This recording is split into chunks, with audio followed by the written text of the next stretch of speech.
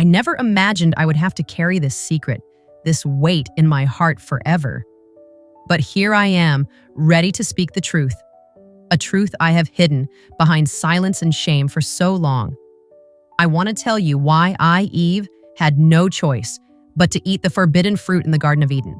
It is a story of sorrow, of confusion, of a desperate longing for understanding, and above all, of a heart torn apart by love and forgiveness. For so long, I was painted as the villain, the one who brought sin into the world.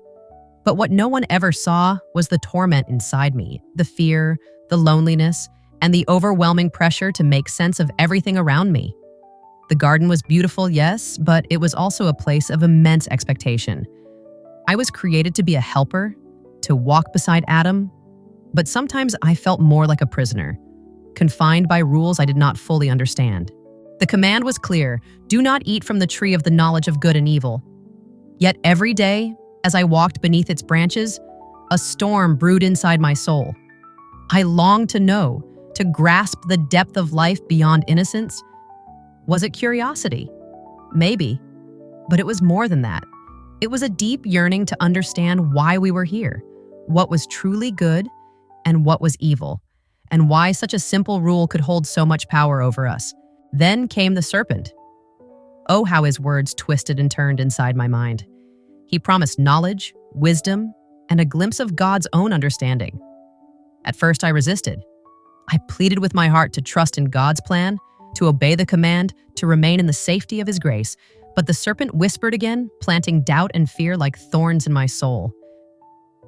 Did God really say you must not eat? He asked. That question pierced me deeply.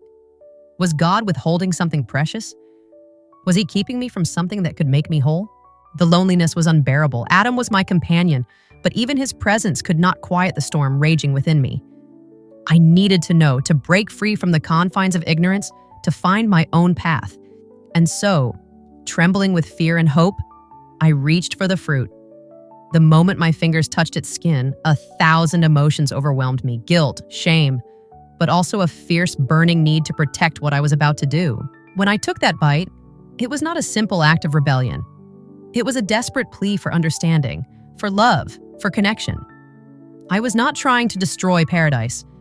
I was trying to save us from a fate I could not yet see. And when I gave the fruit to Adam, it was out of love, out of a desire to share the burden and the knowledge. I did not want him to face this alone.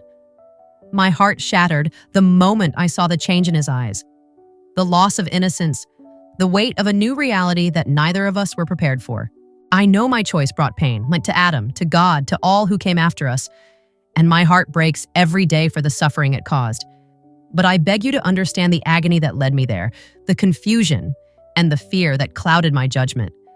I was not a traitor. I was a woman caught in the struggle between obedience and the hunger for truth.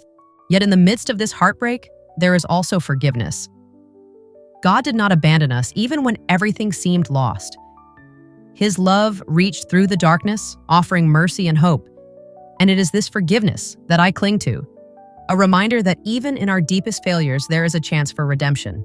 Today, I confess my story not to justify what I did, but to reveal the human heart behind the myth. I am not the villain of this story. I am a woman who loved, who feared, who sought understanding in a world that demanded blind obedience. My tears are for the pain caused, but also for the hope that through my confession, others may find compassion and grace. If you ever feel trapped by choices that seem impossible, remember my story. Remember that even in our darkest moments, there is a spark of light, a chance to forgive ourselves and be forgiven. I am Eve, flawed, broken, but forever seeking the truth and the love that sustains us all.